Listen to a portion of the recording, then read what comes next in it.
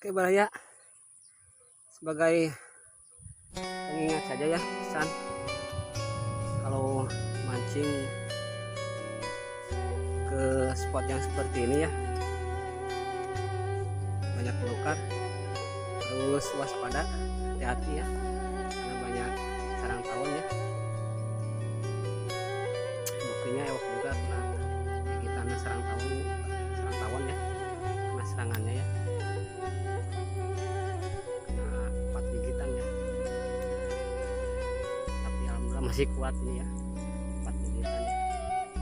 Sekedar informasi saja buat kawan-kawan supaya lebih waspada lagi, selain dari ular tapi lebih waspada lagi sama yang terbang ya.